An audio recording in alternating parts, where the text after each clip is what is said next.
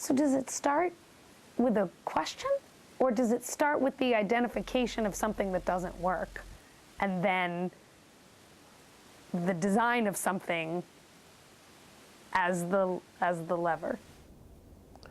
Well, for me, it starts with a felt need that someone has.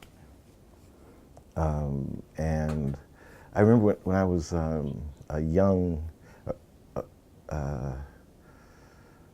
at Bell Laboratories in those days, we used to call a regular scientist person a member of technical staff. So when I was a member of, just a brand new member of technical staff, and we were trying to do this design-based work, an older person said to me, he said, "You really should start by making sure that the thing you're working on works for somebody. And if you can point to that person, then you're on the way to doing something." And I think too often our work starts with things that we believe are problems, wish were problems, and therefore the thing that we built, we believe will work to fix the problem that we wished into existence. And so I think, I mean, and it's no small task to make sure that the thing you're working on can make something better for at least one person before you start talking about, legions of them. So I think it starts with the problem that someone has.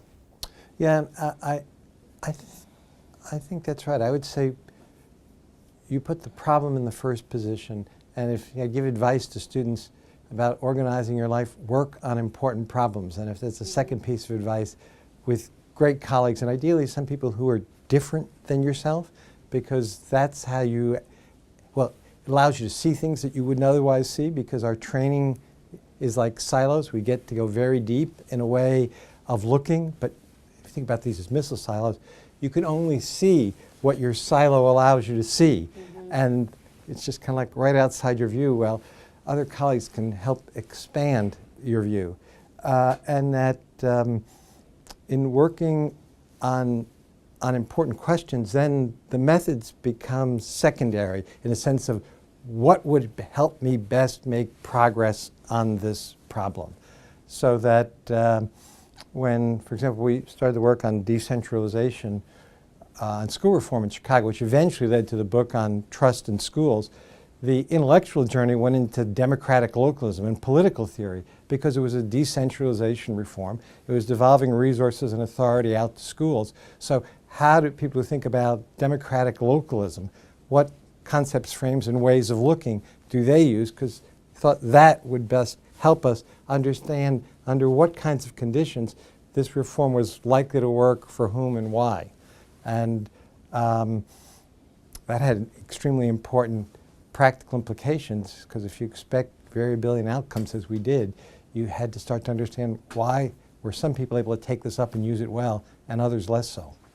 And in both those cases for me, I mean, the thing about identifying the problem, when you say it, it almost sounds like, well, of course that's what we ought to be doing, right? But in graduate schools of education, often we're teaching people to start with a research question and an answerable research question, right? And so then methodologically, what we're teaching is what are the tools that you need in order to answer that question, rather than, what is the problem to be solved, right? Then maybe what is the design solution, potential design solution, and then the question of either in what ways does this design solution work or not work, right? That there are maybe a series of sub-questions or... And in some cases, it's unfortunately, it's not even as logical as that, right. Because it often now is of the form where the method's in the first position. Well, what can I do a randomized controlled trial on? Or can I do an interrupted time series trial? Or for a period of time was students would come in and they say, I want to do 3 case studies. That's how the conversation would start about their dissertation research. You in essence put the method in the first position, and then you're trying to figure out, well, I got a hammer. What could I bang this thing on for my research?